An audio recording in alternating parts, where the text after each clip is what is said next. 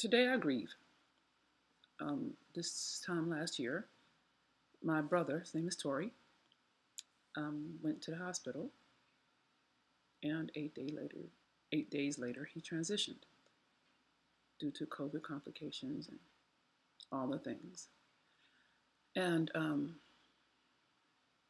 grieving is his own. It's his own process. You can't really control grieving, right? And so the holidays are here. And so I wanted to have an honest conversation with you about grieving during the holidays. When you've lost someone you love, on a holiday or during the holiday season, from Thanksgiving to New Year's, the whole thing. So we can just be together. Hi, I'm Dr. Venus, your Alchemist Millionaire. And today is just, it's a sad day. Yeah, I call them sad days. So before I go ahead and share, I won't be long. I'm not going to talk you long on this, okay? And I doubt if this will be popular, but it's necessary. Please make sure you subscribe to the Alchemist Millionaire podcast, and make sure you download it and share it with people, so people get their own revelations. It may help somebody, okay? So I have resources attached to this broadcast in the notes. So for those of us who are grieving, we're not alone. There are a number of resources. I got some articles. I don't know if I put any videos in, but some short articles, the 5 stages of grieving. Ilibra Kubler-Ross did it with this dude named David Kessler. So I got that right there for you. So, you know, if you're like, I tend to process by thinking, you know, when Tori transitioned, I got busy. That's just how it was easier for me to go forward than to lay down. And I don't know if that was the best, I don't know if that was the best choice, but it's the only one I could make at the time. And it's been a year. It's been a profound year. And I just wanted to talk about it.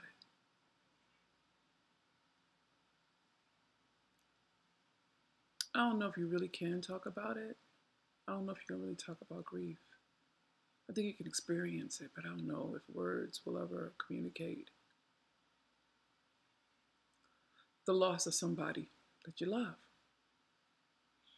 And it's not something you can explain to people, you know. And everybody who's grieving, I feel you, okay? And I know it's not a simple thing. Now, holidays have never been the easiest thing for me, just by virtue of my background. I affiliate holidays with a lot of bad things. And so the holidays have been hard for me for a while. And to add on that Tori would transition on Christmas Eve, it's like, God, what, really? Really? And I sometimes feel like, God, are you serious? You have a lot of trust in me. They say that you don't give me more than I can bear. I'm like, are you sure? And so I'm grieving. And I'm not the only one. My baby sister, she's grieving. She grieves differently than I do. We're very different kinds of people. She's gorgeous. She looks like she's like a black Barbie doll. She's gorgeous, just gorgeous. I mean, just prettiest thing I've ever seen. And she's gotten a grief counselor. Like I mentioned, I got busy. I started doing creative projects just to have a reason to get out of bed. Because it takes something to get out of bed when you're grieving. And you don't always know what's going to be a good day or not. You don't really know. I don't really know. So like any good, survivor, I do the best I can. It's just the holidays are harder to do because there's so many reminders, so many reminders. Even if it's not the person, right? It's just the loss. And because he transitioned from COVID, we couldn't gather, which is his own punishment. You know what I'm saying? Like, how do you, if God's going to take somebody, then at least, be polite enough to let us gather. COVID don't do that. You know what I'm saying? COVID don't do that. COVID at the time, I couldn't get on the plane. We couldn't get to his hospital. We couldn't get into his hospital room. We couldn't go into his hospital room.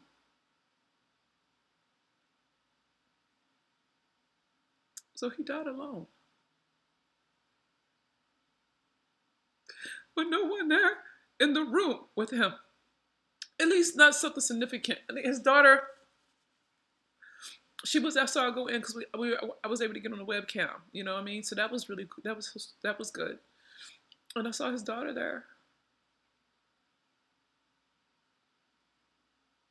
But you can't touch people, and then also gathering afterward, and traditionally you have, at least you can get together and do the Passover and the memorial.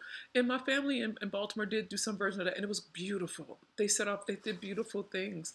They wore orange and it was great. I think he was honored, and they were positive. They said beautiful words about him and everything. They gathered. There was a small gathering, but they gathered, they ate. It was beautiful. I got to see it on Facebook during FaceTime. So I didn't feel left out. But I still feel robbed. And I'm still very angry. In private ways that have nothing to do with anything that I can language. I just feel very, very, very, very hurt and angry of all the people. I'm like, God, come on. There's so many bad people. Like, I want you to take Trump. Take the Senate. Take people who are hurting people. This is a good man. Terry's a good black man. He's a good father. Real smart guy. He was a great man. He's a great man. He was loyal and true. Passionate, funny. I mean, he's the only brother I had. It wasn't like we were close. Now, to be fair, life does life. And he was closer to my baby sister than I, even though he and I were close in age. But due to circumstances beyond both of our controls, we weren't as close when you're not in proximity. You know what I'm saying? But we all had the same rule. And our birth mother, Mama, made sure of this. She said, don't worry about me. Take care of your sister. Take care of your sister and brothers. And we did it our own way. You know what I'm saying? We've been true to that. And he was a protector. He was a protector. He was a jokester. He could flip money 50 ways. And I think he was proud of me.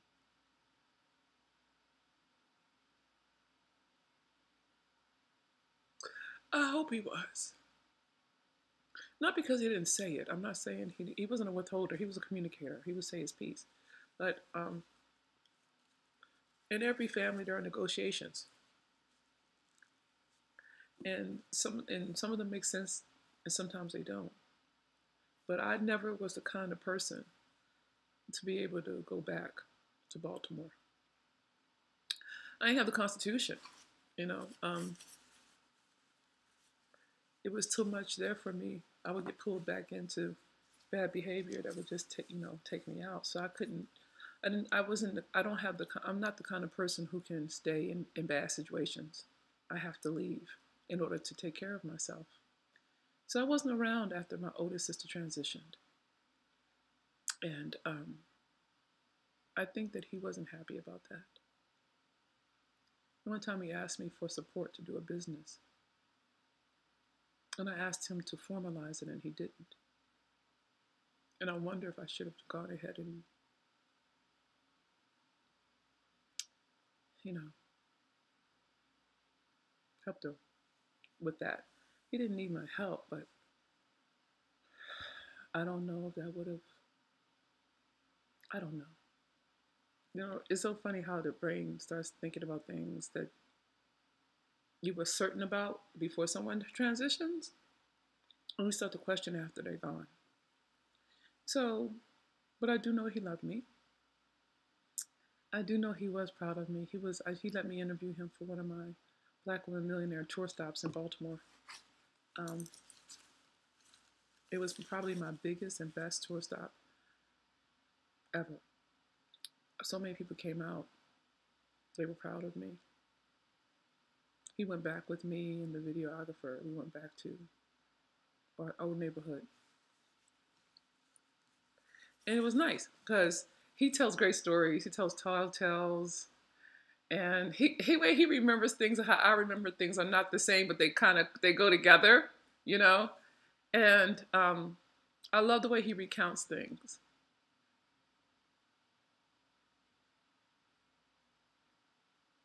He could see the funny part of all the crazy. He could make fun of all the negativity, you know.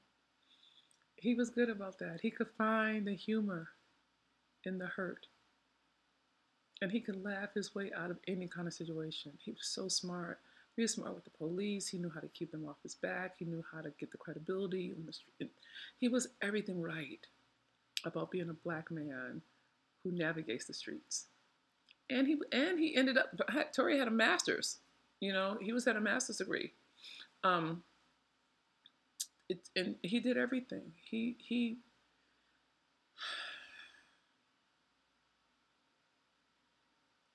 I think I just miss my brother.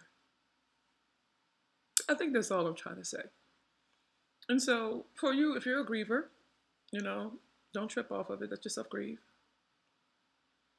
It's appropriate and it's healthy. Please remember that. It's very healthy to grieve. And like I said, I included some resources to make it easier for all of us. Because as a scholar and a philosopher, my mind goes to books first. And as a theorist, you know, I tend to think and read and pray a lot. So, and I just want to say one more thing, and like I said, I'm not going to talk you long, but if you are grieving during the holidays, please know this. One, you're not by yourself. You're not alone. There's a whole community of us grievers who, when we see Christmas lights, we just want to spit. So please know that you're not alone. And there are different resources. We need some call hotlines. I put those with one of the links so you don't have to feel like you're by yourself. And I'm going to tell you the way that I manage myself during these the whole season. What I do is I tell the truth. I tell the truth about how I feel. And I take space. I don't make myself get out of bed. I don't make myself try to feel better. I don't try to get dressed. Yeah, you know, I'm not even interested. So I take care of myself. I keep Happy near me. Happy takes care of me. We love Happy. And I try to create new memories just so I can have something positive in the space. And then I plan for future tense stuff. Because if I don't have a future to live into, I will be drowned by the past. I won't survive my past, you know? So my prayer for you, sis, my prayer for you, bro, is that you allow yourself the healthy response, which is grieving. Suffering is not the healthy response to transition, to death. Grieving is. And grieving is simply allowing yourself to be sad. Suffering is when you punish yourself, or you question yourself, or you beat yourself up. Or you're angry about it. And I'm gonna tell you, all those I go in and out. You know what I mean? I go in and out. Am I suffering or grieving? Right? With everything. And the thing is, right now, I'm just thinking about people who've lost people that they love during holidays, or just who are just sad, or who are depressed, or who are anxious, or who feel alone, or who don't have, like, it all fits. It's still a holiday. And the holidays can be very, very lonesome, even if you're with somebody, even if you're with your family. It's very easy to be alone in a group, to feel like you're the only one, to feel like nobody understands. I do. I want you to know I understand. I understand.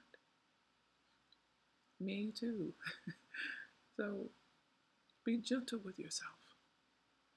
If you need to call somebody, then call somebody. If you need to be alone, then be alone. I got this new book that just made me feel better. Hold on a second. It's called Anxiety. Of course, it's about anxiety. 1 second. Let me see, get it. It's a great little book. It's not that big, but it made me feel better.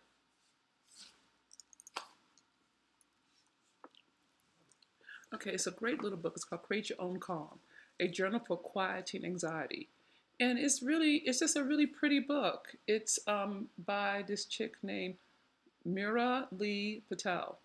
And it has like little watercolors in it, little activities, little exercises. To believe yourself brave is to be brave. Joan of Arc. Like stuff like that helps me. I can't do a lot of heavy duty reading. Sometimes I just need something that's soft and quick. And so I tend to find ways to nurture myself, right? And that way I keep myself from, pulling the covers over my head for days and weeks at a time. And I also do gratitude, like everybody knows, get present to gratitude. And I thank God for loving me, and thank God that people listen to my word and share it. I don't have to do that. And I know you don't. I know you don't have to. But I love you for doing so. And I thank God for health and mercy and grace and creativity and future tense. And I do gratitude. I do my prayers. And I learn new things. Right now I'm trying to learn how to cook greens in a crock pot. I have no idea what I'm doing. But it's creative, I'm discovering that cooking can be meditative and it can be spiritual. And it's not so much about the food as much as it is about the systematic way of doing something with my hands that gets me out of my head, So I'm going to encourage you to be creative. Look, I have coloring books with pretty color pens and pencils, because that's another creative way of expressing. And sometimes you can express your grief without words. You see what I mean? So my prayer for you, sis, my prayer for you, fam, is you nurture yourself during the holidays while you allow yourself to be a human being, to let yourself grieve, to let yourself feel, to know that the feelings will pass. And tomorrow's a new day. It's a new sunrise. It's a new beginning. It's a new chance to try again, to believe again, to hope again, to find the beauty in the ashes. And know that on some level and some plane, for all of those of us who are believers, that maybe the people we think are gone are not really gone. Maybe they didn't really leave. Maybe they're here. Maybe they're the wind that kisses your cheek when you're outside. Or maybe it's the raindrops that tickle your eyelashes when you're afraid. I don't know, maybe Tori never left me. Maybe Tori's here. Maybe Tori is my laughter. Maybe it's him who keeps me safe. Maybe it's my brother's spirit who lets me know I'm not alone in the world, even though I feel like it.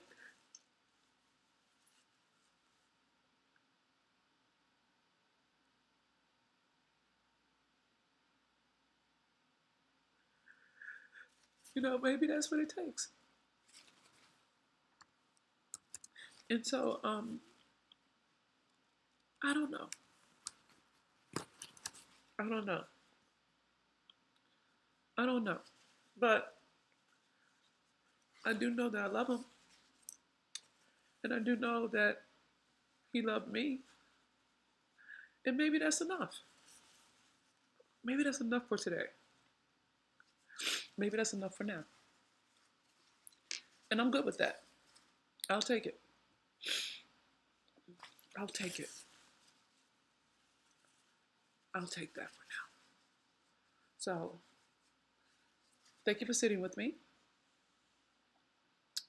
If you were fed by this word, please pay it forward. I know it's not a happy broadcast. I know. But you may know some people who may benefit from hearing this. So they don't feel like they're the only ones or by themselves. So my request is that you pay it forward, that you share the broadcast. Okay? That's all I have for now. So Dr. Venus, your hot mess millionaire. I love you, sis. I love you so much. I love you, bro. I love you, fam. I love you, allies. Thank you for sitting with me. And remember this. You're worth so much more than you have ever been taught to believe. I love you. Please share this podcast, and goodbye for now.